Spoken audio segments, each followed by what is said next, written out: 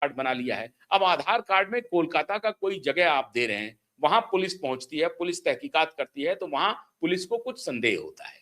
तो पुलिस क्या करती है, फिर उसके बताए रास्ते पर कि आप कहां से आए हैं, तो उन्होंने कहा कि हम मुर्शिदाबाद से आए हैं। तो पुलिस मुर्शिदाबाद पहुंच गई, मुर्शिदाबाद पुलिस को इन्फॉर्म कर दिया कि भाई इस नाम का व्यक्ति जो है वो मुर्शिदाबाद से आया हुआ बताया जा रहा है, आप फलाने एड्रेस पर जाकर के पता कीजिए कि इनका कोई परिवार या इस नाम के व्यक्ति को वो जानते हैं, वहां के आस पड़ोस के लोग हैं, और जो एड्रेस दिया जा रहा है घर का वो है कि नहीं है।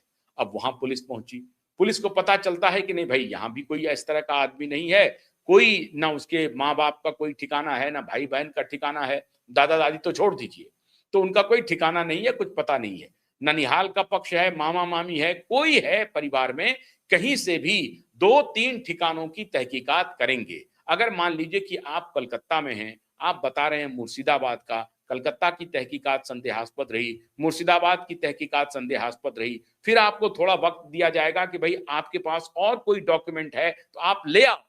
ऐसा नहीं कि पुलिस उठाई और डिपोर्ट कर दी, बिल्कुल नहीं। आपको कंसंट्रेशन कैंप में रखा जा रहा है कि आप आइए, अगर आपके पास और कोई सबूत है, आप अपने जान पहचान के किसी को बुलाना चाहते हैं, बताना चाहते हैं, तो बता दीजिए। या आप अगर शुद्ध शुद्ध ये बता दीजिए कि हाँ हम बांग्लादेश से आए हैं, इस तारीख को आए हैं, इस महीने में आए हैं, इस साल में आए हैं, कैसे आए हैं वो भी बता दीजिए। अब इससे 2-3 बातें साफ हो रही है मित्रों। अगर किसी ने ये नहीं बताया कि हम बांग्लादेश से नहीं आए हैं, मान लीजिए कि झूठ बोल दिया कि हम बांग्लादेश से नहीं आए हैं, तो यहां का सबूत उनको पेश करना पड़ रहा है, वो सबूत उनको नहीं मिल रहा है, झूठ पकड़ में ही आ जाएगा। कितने दिन तक आप छुपाएंगे और कहां कहां झूठ बोलेंगे। कोलकाता में झूठ बोल लिया, संदेहास्पद रहा, मुर्शिदाबाद में आए, वहां संदेहास्पद रहा, अब वहां से कोई तीसरा बताएंगे तो नहीं, अंततः आपको बताना पड़ेगा कि हाँ हम बांग्लादेश से आए हैं, हाँ हम नेपाल से आए हैं, हाँ हम म्यांमार से आए हैं, हम रोहिंग्या हैं, या हम बांग्लादेशी मुसलमान हैं, क्या हैं, या बांग्लादेशी हिंदू हैं। अगर बांग्लादेशी हिंदू है तो पहले ही आकर के बोल देगा कि साहब हम तो बांग्लादेश से माइग्रेट करके आए हैं, मेरी जान बचाइए, तो वो तो पहले ही कह देगा कि मैं फलाना फलाना आदमी हूं, आप बांग्लादेश में पता कर लीजिए। अगर बांग्लादेश में आप हिंदू नहीं हैं और आप दूसरी कम्युनिटी के हैं और आप इसका रहस्योद्घाटन कॉम्पिटेंट अथॉरिटी के सामने नहीं करते हैं, तो वैसी परिस्थिति में पुलिस को यह अधिकार शुभेंदु अधिकारी जी ने दे दिया है कि आपको अगर सारे तथ्य सही मिल जाते हैं जो संदेह को पुष्ट करता है, ऐसी परिस्थिति में आप कोई लीगल कार्रवाई के लिए इंतजार नहीं करें, आप सीधे उनको कंसंट्रेशन कैंप में लाएं, उनको और थोड़ा वक्त दें कि आप अपना प्रोड्यूस अगर कर सकते हैं भारत की नागरिकता तो करिए, नहीं तो आप सीधा उनको बीएसएफ को डिपोर्ट कीजिए। और फिर वो अगर वो बता देता है कि मैं फलाना एरिया में इस तारीख को, इस दिन को, इस साल को मैंने बांग्लादेश से या म्यांमार से या नेपाल से भारत में आया हूं, तो फिर उसका ट्रेल और लंबा जाएगा। पूछा जाएगा कि आप बॉर्डर क्रॉस कैसे किए, तो फिर वहां पता चलेगा बॉर्डर क्रॉस कराने के लिए पूरा एक दलाल का नेटवर्क एक्टिव है, और वो दलाल का नेटवर्क सीधा सीधा रिश्ता रख रहा है वहां की निवर्तमान सरकार के नेताओं से। निवर्तमान सरकार कौन है? तृणमूल कांग्रेस। और तृणमूल कांग्रेस का जो ठेकेदार वो केवल बॉर्डर इलाके में नहीं मौजूद है, उसके तार सीधा सीधा सेक्रेटेरिएट कोलकाता से जुड़े हुए हैं। उस सेक्रेटेरिएट में कौन अधिकारी है, कौन पुलिस वाला है जो स्थानीय रूप से बीएसएफ के साथ मिलकर के ये काम कर रहा है, ये मामला छोटा नहीं है, ध्यान रखिए आप।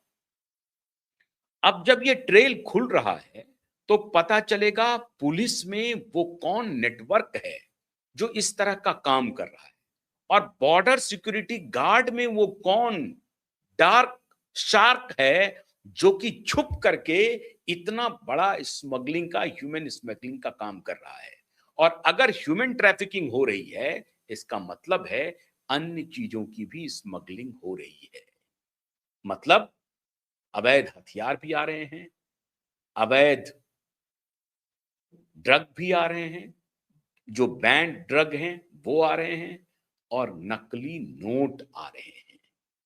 तार बहुत लंबा है मित्रों। मैंने कल ही आपको कहा था कि एनएसए डोवल ने जब पूरे पश्चिम बंगाल की फाइल मंगाई, तो अब ये सब राज खुलते जा रहे हैं। इसीलिए केवल कंसंट्रेशन जो सेंटर है, वो कंसंट्रेशन सेंटर नहीं है, वो कंसंट्रेशन सेंटर पूछताछ केंद्र बन गया है। जरूरत पड़ी तो पुलिस को सख्ती भी इस्तेमाल करनी पड़ेगी। अब उसमें अब ये कहानी, जब एनएसए की एंट्री हुई है, तो एनएसए ये कह रही है कि कोई आदमी अगर बाहर से आ गया है, तो वो अपने साथ साथ सिर्फ अपना शरीर नहीं ला रहा है, वो बहुत चीज एक्सपोज करने के लिए आ रहा है। वो एक्सपोज कर रहा है कि हमारे सिस्टम में वो कौन भ्रष्ट अधिकारी है जो इस तरह का काम क्योंकि बिना उसके ये हो नहीं सकता है। अगर फेंसिंग नहीं भी हो, तब भी बॉर्डर सिक्योरिटी गार्ड वहां पर हमेशा पेट्रोलिंग में रहती है। पेट्रोलिंग को डिच करके, बॉर्डर सिक्योरिटी गार्ड के पेट्रोलिंग को डिच करके अगर कोई व्यक्ति बॉर्डर क्रॉस करता है, ये असंभव है। इसका मतलब है कि बॉर्डर सिक्योरिटी गार्ड में कोई ना कोई है जो रोहिंग्याओं को, बांग्लादेशियों को भारत में प्रवेश करवा रहा है। और अगर कोई है तो वो कांस्टेबल लेवल का अधिकारी नहीं है, वो कांस्टेबल से इसके तार ऊपर तक जुड़े हुए हैं। और अगर बॉर्डर क्रॉस कराने के लिए क्या पैसे दिए जा रहे हैं, और वो पैसे भी क्या नकली पैसे हैं, नकली नोट हैं, क्या है नहीं है, ये तो अभी पता चलेगा। एक डीसीपी का घर, अभी जो आपने टीवी में और हर जगह हमने भी दिखाया है आपको, शांतनु विश्वास का महल जैसा घर बनाया उसने, महल जैसा। और लोग कह रहे हैं कि उनकी क्या तनख्वाह है जो इतना आलीशान बिल्डिंग, और उसका पुराना घर भी दिखाया है हम लोगों ने, पुराना घर और नया घर दोनों हम लोगों ने दिखाया है। इसीलिए, और अब जब मार्को रूबियो अभी पश्चिम बंगाल गए थे, ये सबकी सूचना ये सिर्फ राष्ट्रीय नहीं होगी, ये अंतरराष्ट्रीय होगी।